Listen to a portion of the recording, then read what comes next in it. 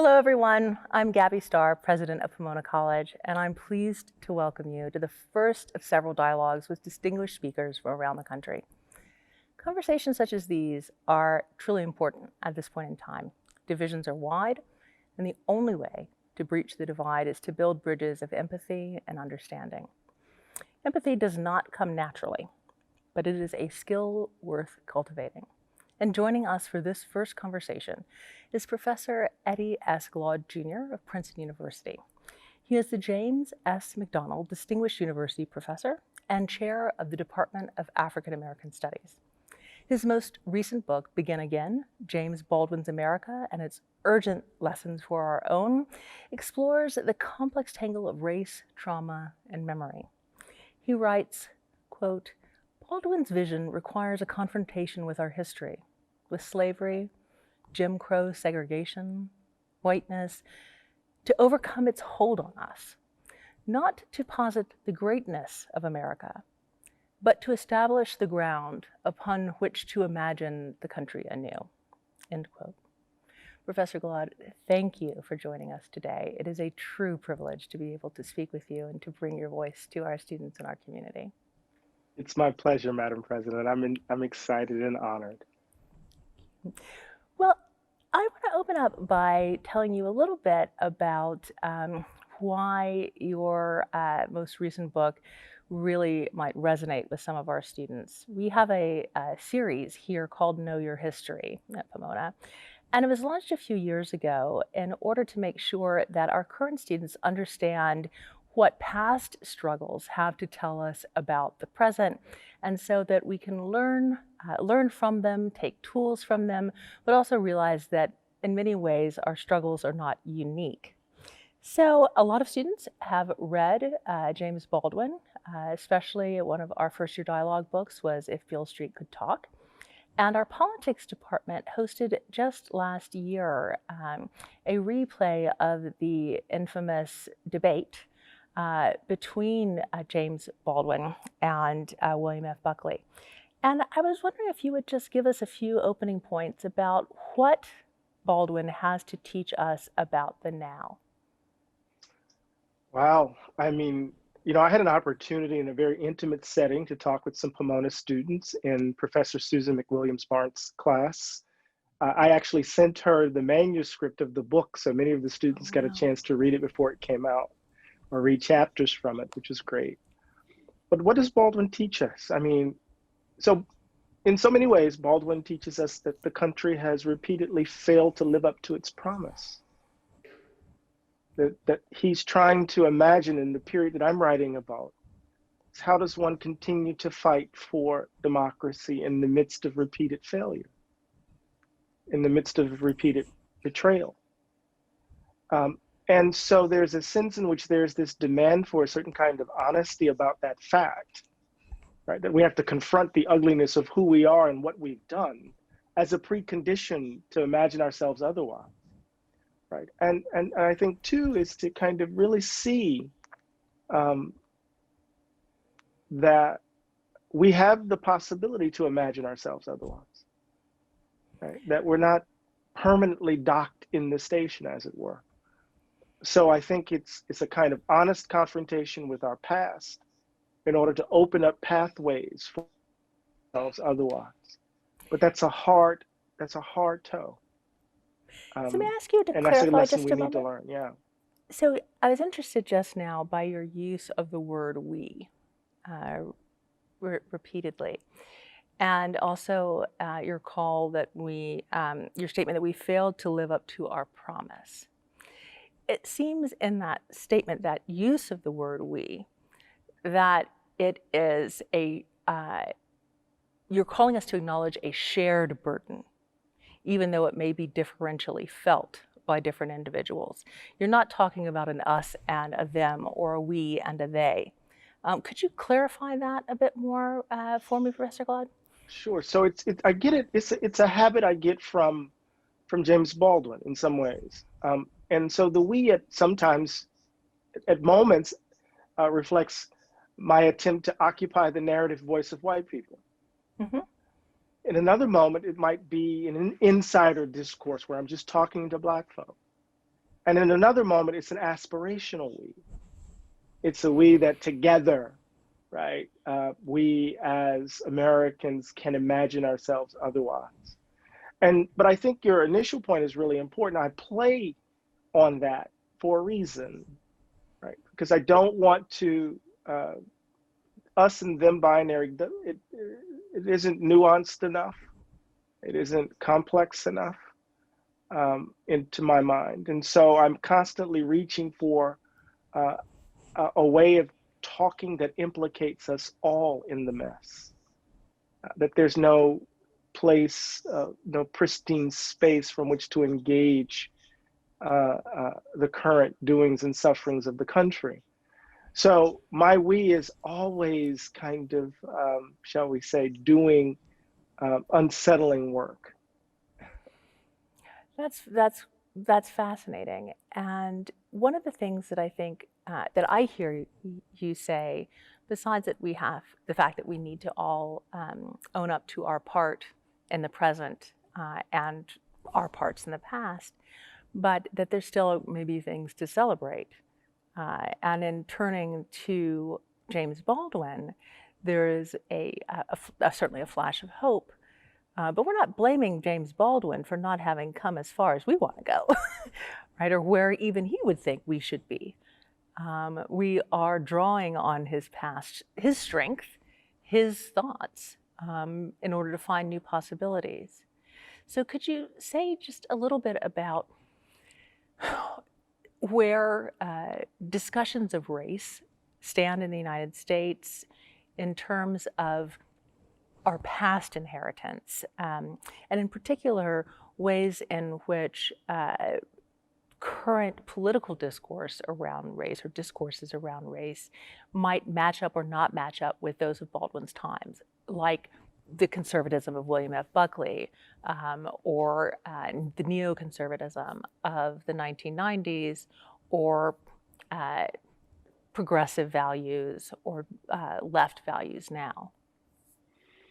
Well, I think it's a complicated story. I mean, America tells itself a story that, in some ways, secures its innocence, right? And what I mean by that is that we have a set of myths and legends, you know, that America is the shining city on the hill, that we are an example of democracy achieved, and then we have these moments of exception, right? Whether it's our relationship with Native peoples, our relationship with Black folk, our relationship with women, child labor. And then we kind of narrate those exceptions within the context of this progressive narrative that America is always already on the road to a more perfect union. And so what that ideological frame allows for, right, is a kind of protection of our innocence, that even when we do ugly things, even when our ghastly failures are constitutive of who we are, we're always on the road to a more perfect union. So this kind of perfectionism becomes this very efficient way to manage and contain the ugliness of race in our country, in our country's history. And so there's this sense in which we like to narrate the story from slavery to freedom, from, you know, the moment of backsliding with Jim Crow, but then we have the explosion of democratic energy in the mid 20th century. Then we have, now we're just kind of trying our best to, you know, to move forward for a more multiracial society, a more just society. I think part of what we have to do is to challenge that self-conception so that we can deal with the fact that what I call the value gap, this belief that white people matter more than others, shapes our dispositions, informs our characters, and in effect, distorts our conception of democracy. We can't become the kinds of people that our very idea of democracy requires, precisely because we cling to this notion that some people are valued more than others. And I would want to argue, President Starr, that this is the through line of American history, right? That this belief that whiteness ought to lead to a certain kind of valuation, and those who are not white are degraded and disregarded.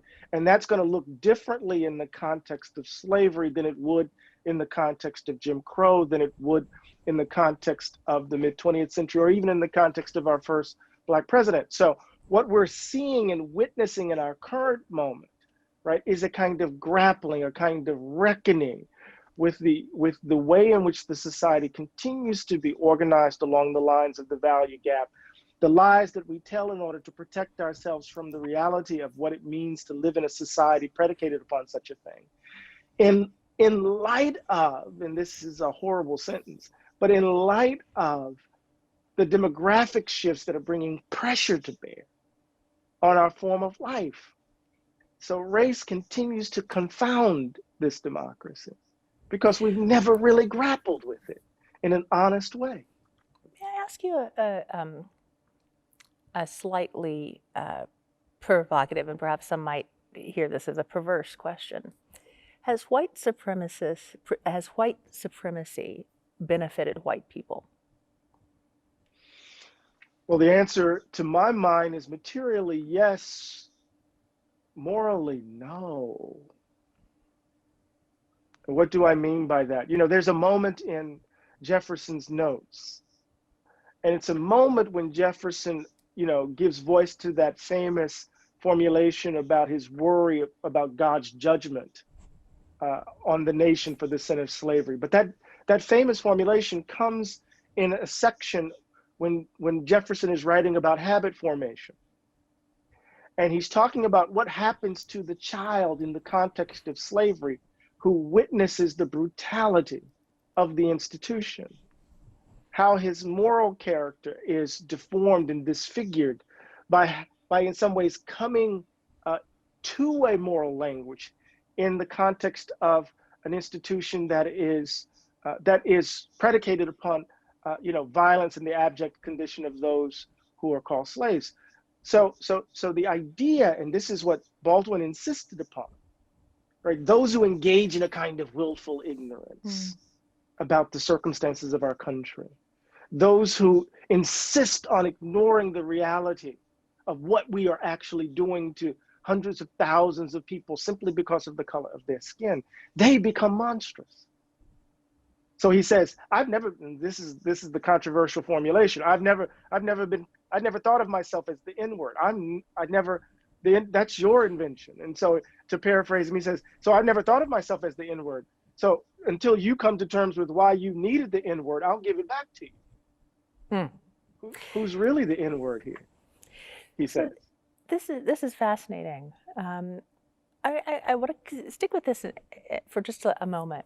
I was reading an editorial, and I do not remember the author of it, but one of the points that he was making was that was combining the moral, spiritual, and the material benefit from the perspective of class, and was essentially making the argument around the U.S. Civil War that you had poor white folk who died in order to preserve the rights of slaveholders to Black bodies. And they accepted implicitly the idea that white supremacy was a cause to die for. Now, some people would argue with that.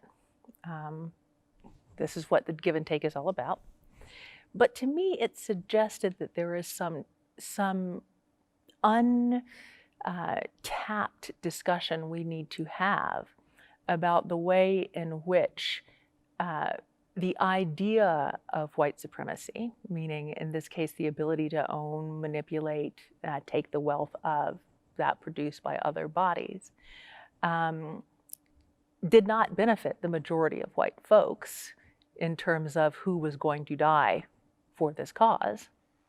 And in the context of your own work, there's some resonance there, I think, around the question of how we can have an interpenetrating dialogue about race and class that does justice to both of those categories as they are implicated in this broader system of power within the United States. So I just would love to hear your thoughts on how you can have a really productive friction that comes out of that. Yeah, it's a fascinating question. You know, my initial instinct is just to reach for the late Stuart Hall's Mhm. formulation, and that is that race is the modality through which class is experienced in the United States. So it becomes a very dangerous proposition to disentangle the two in any substantive way. Um, what does it mean to keep track of the material conditions of folks' lives, where they reside, right, in the broad scheme of the economy, and to understand how racial logic saturates, right, every nook and cranny of our way of life, such that poverty gets experienced differently in terms of whether how one is raised, what might the wages of whiteness afford one um, in this Fascinating. Yeah. regard. You know, so that's what we're trying to grapple with in this place that is extraordinary in the convergence of three currents. That is the fragile experiment of democracy, unfettered pursuit of surplus value, right? And the ideology of white supremacy, all kind of, you know, mixed together. I'm from the Gulf Coast of Mississippi, so it's kind of like a gumbo, a kind of succotash, as it were, you know, I'm that from the makes Gulf Coast of Florida. It tastes much the same. indeed, indeed. Yeah, so one of the things that I think we're seeing right now in terms of a resurgence of populism in the United States, let's put the European context aside for just a moment, but American populism really puts a fine point on these intersections of race and class. And I've been watching in the past several days as several African American uh, uh, uh, entertainment figures, Lil Wayne, for example, or 50 Cent, have pointed out that they feel a kinship with the idea of, to use your terms, this pursuit of surplus value that is the clarion call for some of one of the presidential campaigns. Can you talk a little bit about that desire that many African Americans certainly may feel, and we're not all the same, obviously, in terms of access to the capital structure and how that plays out uh, for Black men in particular? Yeah, I mean, you know, so Lil Wayne, Lil Pump, uh, 50 Cent, and the range of a couple of others reveal their investments. Look, so you hit it right on the head. You know, the Black community is not monolithic. There's class stratification within the community. Oftentimes, we want to read that our communities as homogeneous, and then in a very ironic sort of way, invoke a kind of trickle down economic philosophical frame that if we create more Black millionaires, that somehow that will trickle down to the Black poor. We need more Oprahs, more Rob Johnsons, and the like. And then that somehow will impact Black folk who live in poor communities. It never pans out. It doesn't make any sense. It's an old argument, right? It's an old kind of description reflective in some ways of the kind of racial landscape that we're resisting. So to acknowledge that Black folk are diverse, that Black people, Black communities are diverse, is to say that there are some who are invested in economic systems that presuppose disposable people that will allow for the accumulation of resources for their own benefit and gain. And what we saw very clearly with 50 Cent and Little Wayne is that they were worried about their tax brackets, right? That they were going to get taxed and that they would lose resources, money, as big government sought to engage in redistributive practices in order to address the deep wealth inequality in the country. And so, in that moment, 50 Cent and Little Wayne and a host of others like him exhibited the kind of selfishness that threatens the polity. Mm. Right? They are self-interested agents in pursuit of their own aims and ends in competition and rivalry with others. That notion, what Wendy Brown might describe as the political rationality of neoliberalism. That notion eviscerates any robust understanding of the public good. And just because one happens to be Black doesn't mean that one, by definition, right, isn't complicit or capable of being complicit with that logic. So I think it's important for us to understand, there's a kind of shorthand that we used to say back home, and all your skin folk ain't your kinfolk, right? So what that formulation really is trying to do is to disrupt a kind of an essentializing understanding of Black communities that make us apolitical, or to put it differently, that makes us pre-political, in the sense that by virtue of you being Black, you actually ought to hold a particular sort of politics, when in fact there's no politics necessarily follows from being Black. Right? It's I mean, that's just the basic claim. Yeah, it's a claim toward humanity, right? Toward a broader humanity. In what you're saying here, and in what I heard you say earlier, I'd ask you to draw on a little bit of your other expertise as someone who knows quite a lot about African American spirituality, about religion and theology. And could you speak a little bit to the relationships between spirituality and African American activisms right now, the role of a variety of Black churches, and possibly even kinds of coalitions across Christian groups or outside of Christian groups for various kinds of forms of social justice? Sure. So even the use of the word spirituality suggests a much more conflicted environment, religious landscape, because the idea of spirituality pulls us out of these kind of denominational kind of settings, this kind of Christocentric orientation that's in the African American community is really Afro-Protestant centric in certain sorts of ways.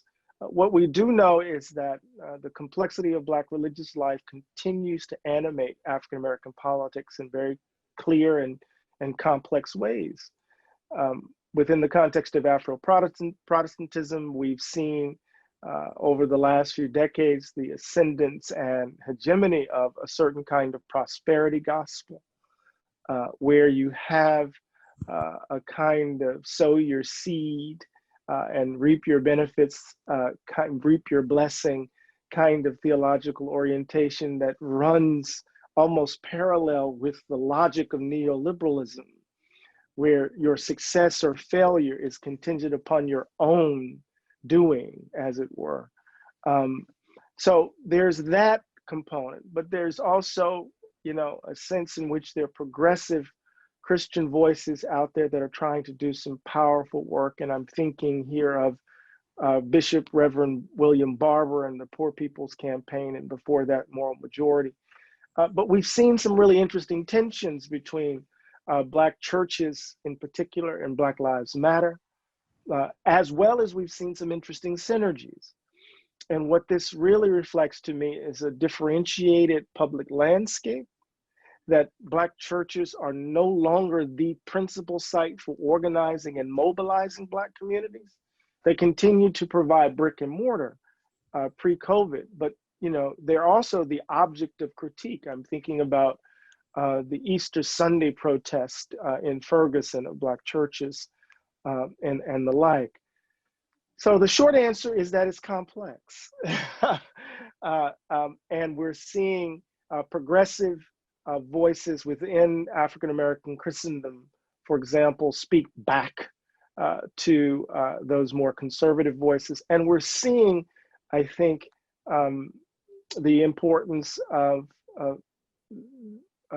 Black religiosity that goes beyond Black Christendom. And we're talking about Islam, we're thinking about traditional African religions, and broader spirituality movements that are having an impact on folks who are trying to make sense of loneliness, death, right? The kind of social enemy that comes with living in a place that's so obsessed with greed and material toys. Yes, and now also that is so profoundly isolated as well as profoundly divided.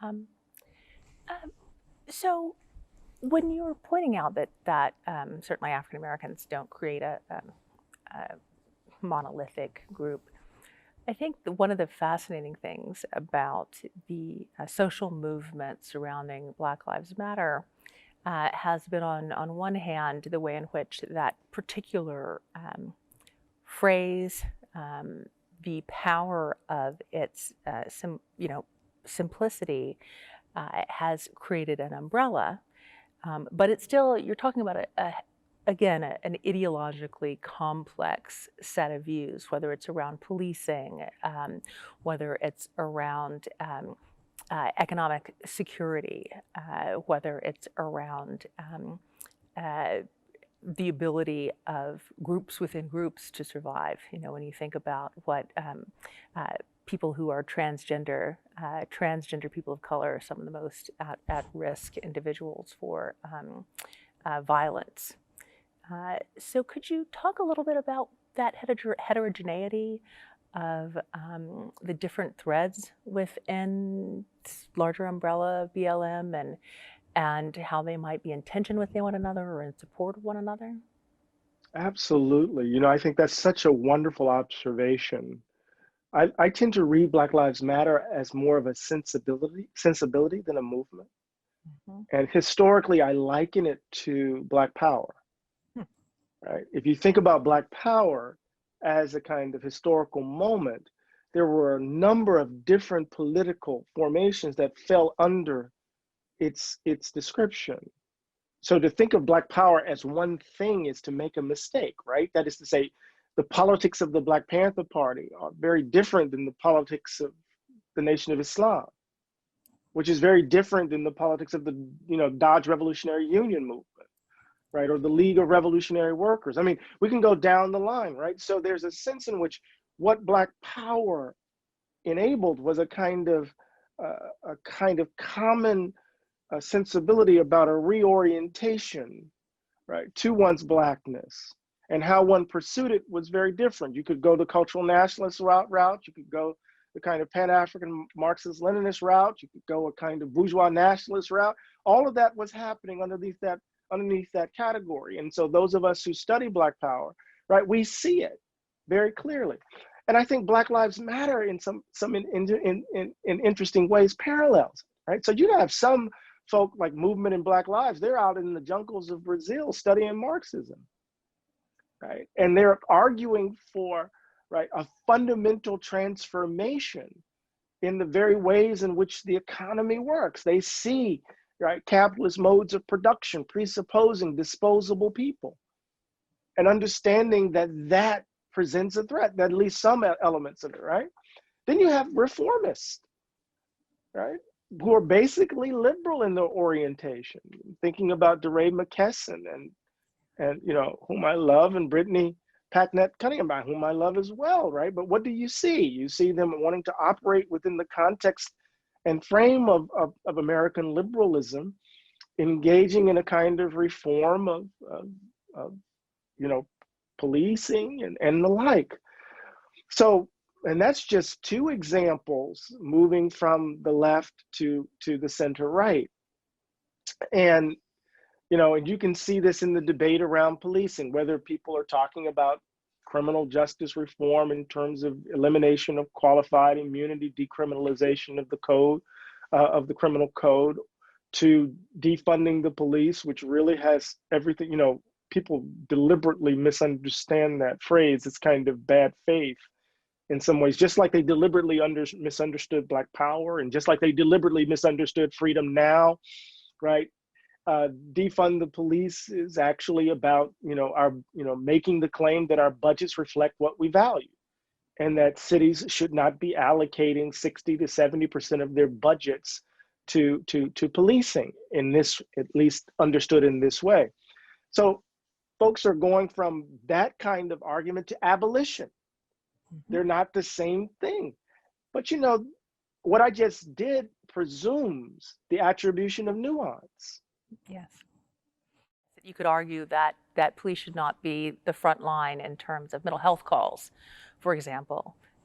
But We yes, just saw that in Philadelphia with Walter Wallace, right? They called 911 for an ambulance. The police showed up and he's dead. And the mother had to beg for the police not to kill him, and they killed him. But they called for an ambulance. The police showed up, and he ended up dead. a medical emergency that became something else tragically. Would you care to comment a little bit, just in terms of these questions of misunderstanding, on the view? And I'll leave it to you. I'm not saying it's a misunderstanding. I'm saying, what do you say to people who argue that various forms of education that focus on race, like critical race theory, for example, promulgate racism rather than countering it? Well, when I do engage the argument, because oftentimes I just dismiss it as bad faith, right? One of the things I try to do is to say it's an old argument. Mm-hmm. Right? I can trace it back. In fact, I do in my very first book, Exodus, Religion, Race, and Nation in Early 19th Century Black America. I show how debates around racial naming, should we call ourselves American African? Should we call ourselves colored? Should we, right? All of this, there was a debate within the context of the Black newspaper, The Colored American, and the Freedmen's Journal before that, about should we use racial designations, because racial designations actually reinforce the very ways in which race language, right, operates in our lives, right? That race by definition is racist. And you had responses, well, how then do we describe the particular kinds of harms we are experiencing if we don't have access to the language of race to describe it, right? And so part of what I try to do in these moments is to say this is an old argument that actually reflects an unwillingness to confront how race continues to organize our lives and how race shapes the distribution of advantage and disadvantage. So here a kind of epistemic ignorance is being posited in order to sustain advantage. So to say, for example, that critical race theory in the context of racial bias training, I'm thinking about the OMB memo, right, is somehow anti-American, speaks volumes in this sense, that it acknowledges an ongoing refusal to confront the reality, right, of our doings and sufferings. That means the realities of our past and present. And so whenever I hear that formulation, Madam President, it is an attempt to make an evasion sound reasonable. May I ask you to engage a little bit on that, saying that, of course, you teach at Princeton University. That does not mean you are Princeton University. You teach at Princeton University, which was named by the Department of Education as subject to investigation for the president's acknowledgement that Princeton had participated in and replicated systemic racism. From your own perspective as a scholar, how do you think about systemic racism within educational institutions? And how do you think about undoing that? Right, I mean, it's very complicated. It's, when we begin to talk about institutional racism or structural racism, we're talking about the ways in which inequalities are reproduced in the very ways in which these institutions are arranged, right? How admissions reflect ongoing practices of exclusion, how hiring among faculty reflect historical practices of exclusion. So when we think about this in the context of Princeton, my dad, who's brilliant, couldn't have gone to Princeton, right? Paul Robeson couldn't attend Princeton. Princeton is late in the game in terms of admitting African-American students. And so when you go to our pre-raid or P-raid during reunions, you can actually see when Black folks show up at Princeton, right, as the classes march. And you're seeing really in mid 20th century, 1950s, really the first significant class, 60, then women show up, right? But it's very late in the game. And so what do you do when policy decisions for much of that institution's history excluded a population? And then this institution decides to undo the policy, but not address how the policy found its way into the very structure of how this institution functions. But you just start admitting Black folk and brown folk and women, right?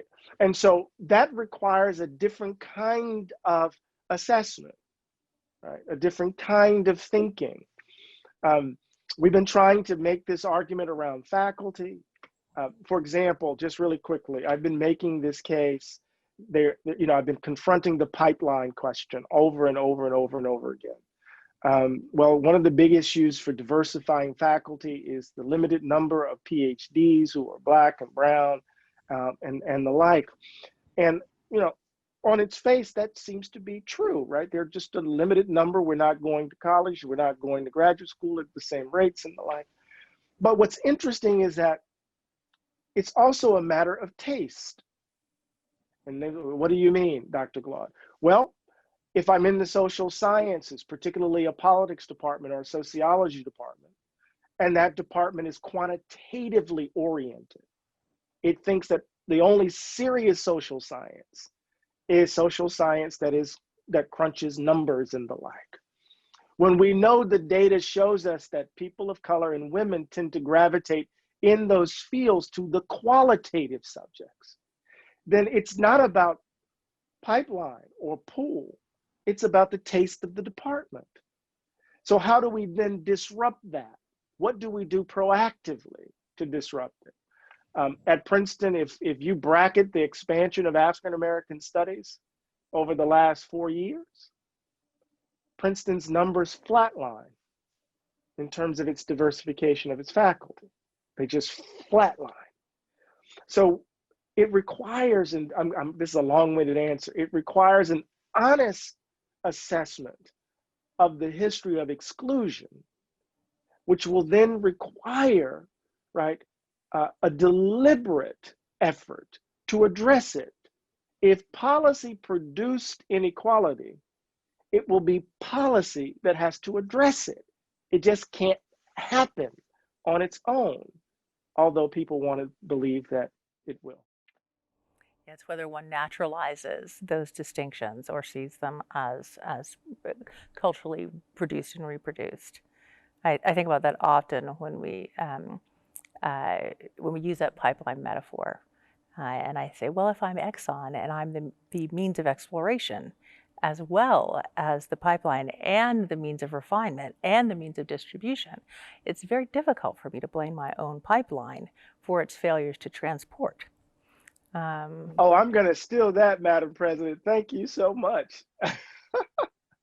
Petrochemicals bring us good things sometimes. May I ask you a little bit in terms of your own history, sir? I know you went to Morehouse, and Morehouse is an extraordinary institution that has been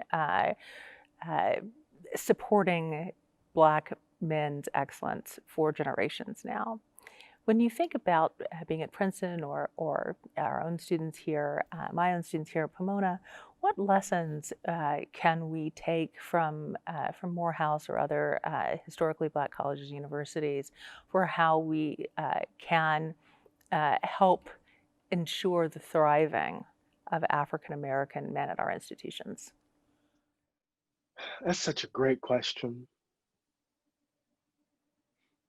I've been at Princeton now for 18 years as a professor, and then I did my PhD at the place. So, I've been at Princeton for a long time or affiliated with Princeton for a long time. And the thing that I've witnessed and realized is that all too often, our Black students are thankful to be there or to be here. And what do I mean by that?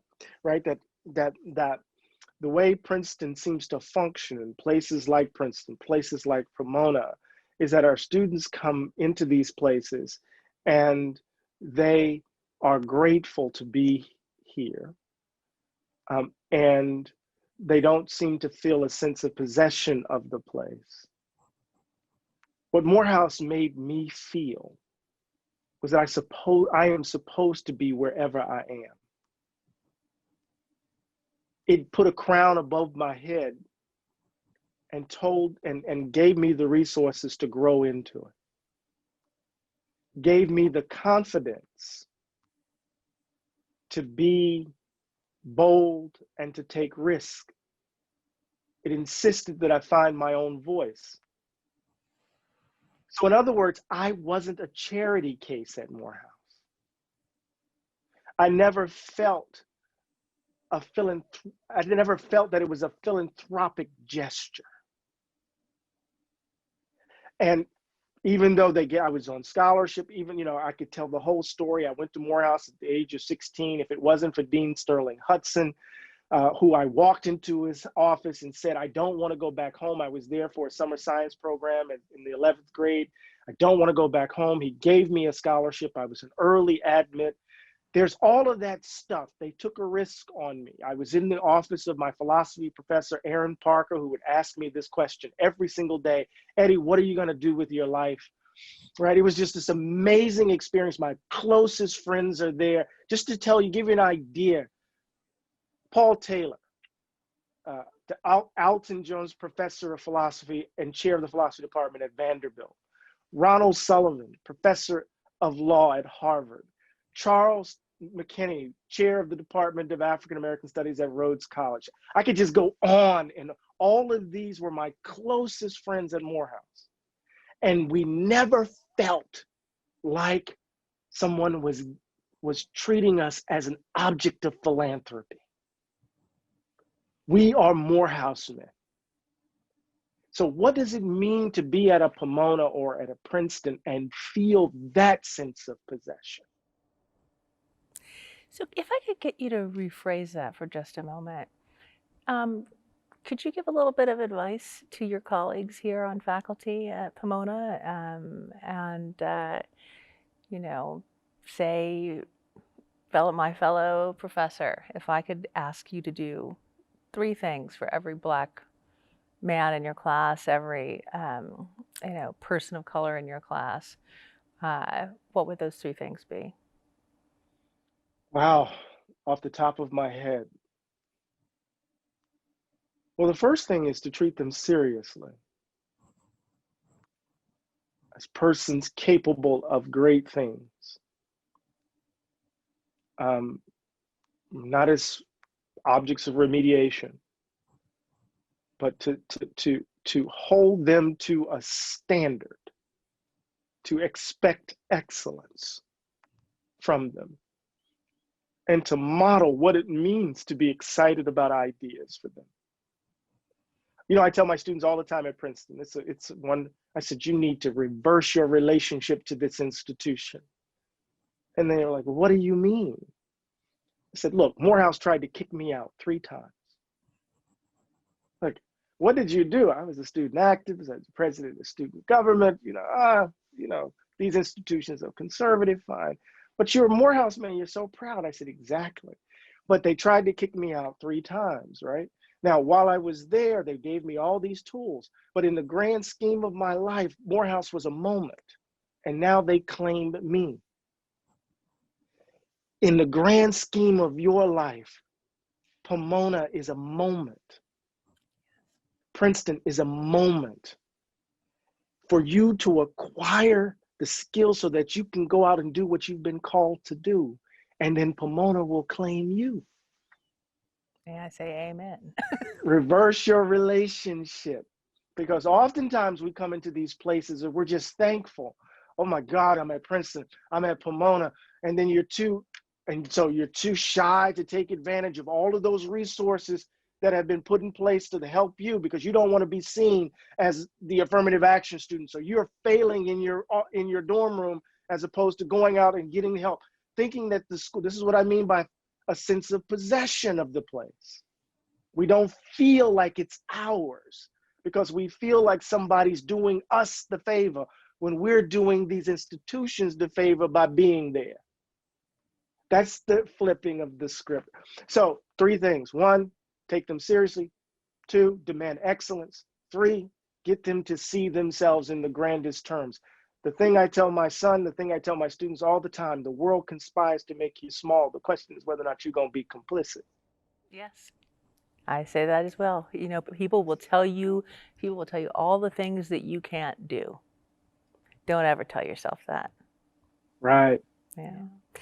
Wouldn't it be fascinating for black students, men, women, to walk around Pomona, to walk around Princeton, not with any pretense, but just to feel like it's theirs? My Lord. Anyway, I'm sorry. I'm just thinking. Oh, no. One last question for you. So as you know, when you accepted our invitation, and thank you so much for doing this, it really feels wonderful to me to have you here talking. You know, we're in this time of division, and we've talked about all sorts of things like heterogeneities, disagreements with each other. However, we think of ourselves as the we. We're never going to agree about everything. We all have a part to play in making the world a better place, no matter how well we agree upon those means or not.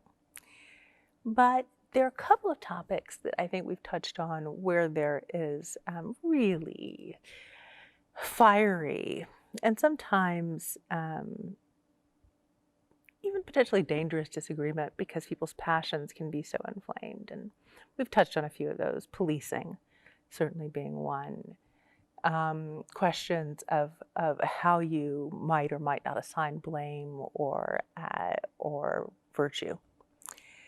As our students are going forward in the next, let's just say, months, even though the world is going to be a complicated place for more than a few months, what advice would you give to students who will find themselves with people they care about, or sometimes they don't, who disagree with them about one of these things that they hold really dear, something that they believe so fully and passionately about any of those things? And it may be that you say how you have thought about that. These can be intergenerational conflicts when you go home. They could be someone in your church, someone in your classroom, someone you meet on the other side of a picket line.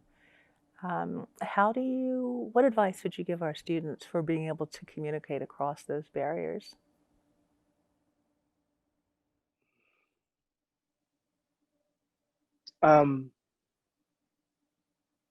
It's very difficult, and we have to admit it if we're honest with ourselves, to avoid sometimes moving from the disagreement around ideas to a judgment of the moral quality of the person with whom we're engaging. How do we keep from holding them in contempt? To echo Kathy Caveney's wonderful book. It's hard not to conclude that a person who holds that view is a bad person. Right? That's hard work, and you have to work hard to do that. But contempt and hatred distorts our souls. You see, there's a wonderful moment in Baldwin in an interview in 1968 in Esquire, to go back to where we began. And they're trying to get Baldwin to talk about, the riots in the cities. And Baldwin is angry because this is 68. This is June of 1968 during the interview. King is barely in the ground because he was just murdered in April of 68. The rage is seeping from the page, right? Seeping from the sentences. And Baldwin is asked, what would you say to these young folk who are out here burning down their communities. And Baldwin says, well, I wouldn't tell them not to defend themselves. So I would say to those students, I wouldn't tell you not to argue with all of your passion. Baldwin says, I wouldn't tell them to not pick up arms. I would say, I wouldn't tell them not to defend the world that you want with everything you have. I couldn't tell them not to do that. But then Baldwin says, but if you're going to pick up the gun, and it might come to that where you have to pick up the gun, don't do it out of hate. So if it comes to the fact where you have to stand in opposition to that person who is committed to a version of the world that denies you your humanity, and you have to engage that person with all your passion, do not do it from a place of hate. That's what Baldwin said to those young folk, because he says there's nothing productive that comes from it. In fact, hate turns us into the monsters too. So in that moment, the advice I would give, right, is to always have love as the heart, as the animating force to the political work that we do. And then we'll see what happens from there. So that means to me that the goal is to build. Sometimes you have to clear some ground before you can build, but the goal is not to tear down, but rather to engage for survival, for flourishing, and for strength as we continue, and that can be hard to find. I said that was going to be my last question, but see, you keep saying interesting things, and then I know we have a little bit of time, so I'm gonna just ask you one more thing. So, when Baldwin was writing, and I always found this fascinating as a child, he was one of a line of African Americans who left the country. And I think of so many jazz musicians. I think of Josephine Baker. I think of a number of thinkers, artists, writers who have been African Americans in exile. And, you know, one of the beautiful things that African American studies and Africana studies in general has taught us is the way in which Black identity is caught up in a diaspora, that we are spread out from somewhere. How would you think about this this pattern of exile and return? This sense that African Americans are building a home for ourselves and our families and our communities, and what we need to do to renew our world rather than run from it. And you know we know what that meant for Baldwin, but I'd love to hear what you think about that for the now. How do we build a home in the midst of chaos? You know, that's such a great question. You know, when I think about expats, you know, I think about folks who just couldn't bear it anymore. I mean, the challenge of having to deal with the daily cuts. Right? What does it mean to have to grapple with a society organized on the premise that I'm less valued, and that could mean that a police officer could decide to take my life or take my child's life. So, you know, so people just, sometimes you just quit and give up on the place. Think about what it took for W.E.B. Du Bois to leave after decades, a lifetime of fighting for democracy, and then on the eve of the March on Washington, to last breath, but to leave a note basically giving up on this place. So I want to understand that. I want to say that's reasonable.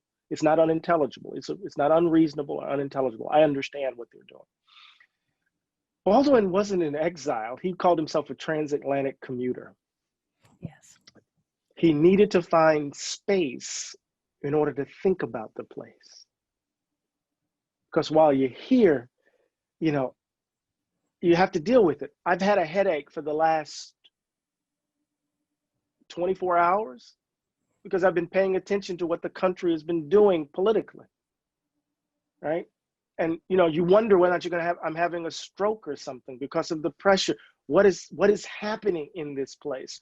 Or when my son came home, Madam President, and I tell this story, he's 6'2" guy. He went to Brown, God bless his soul, right? He went to Brown and he came home. He was working for this this lobbying firm around criminal justice, and he was all excited. He was going to lobby the state house in Trenton, had on his tight H&M suit. He's going to drive down to the state capitol. He comes home, and I can see the rage in his eyes. And I said, "What happened?" He said, "I was driving and I wanted to park, and a police officer stopped me, Dad. And he started yelling at me. And then he told me I should go park somewhere else. And then I move and I follow his directions. And I got stopped by another police officer, Dad. And then he starts yelling at me and da da da. And as he's telling this story, tears are flowing down his eyes, right? And then he says, I get yelled at, and he tells me to go to this, and I got stopped again, Dad. I got effing stopped again. And the guy asked me who was my PO. Who was my parole officer, Dad? Now, one response is you just want to pick him up and just get him out of here. But what Baldwin says is that we have to, how I translate it, because all of us can't go to Istanbul or St. Paul de Vence or Ghana or Accra, Ghana. Baldwin and all of these, they let us know we got to find our elsewheres. You have to find those spaces within communities of love who allow you to laugh full belly laughs. People who will allow you to rage without censure. Folks who will hold you up when your knees buckle. Those elsewheres allow us to find our feet in this place we call home and replenish so that we can enter the battle again. Well, Professor Glaude, that sounds like the perfect resting point for our conversation.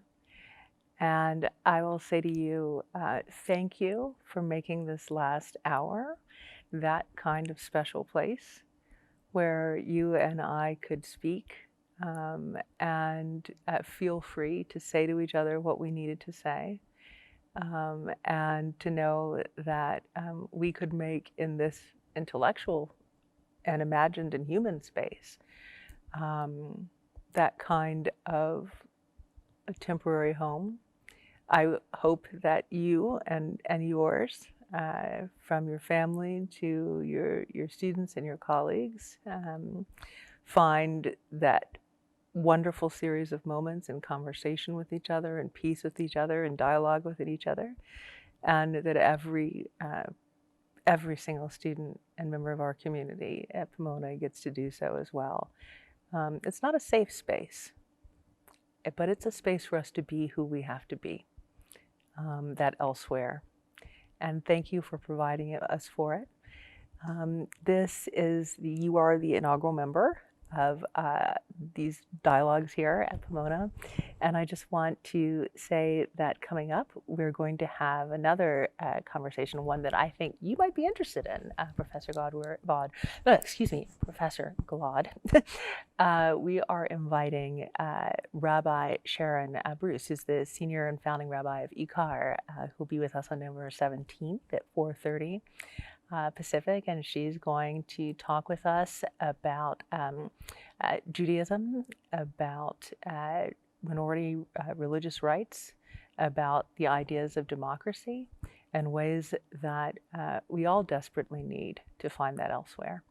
So again, thank you so much for spending time with our community. Thank you to everyone who is participating and watching, and see you all soon. Be well.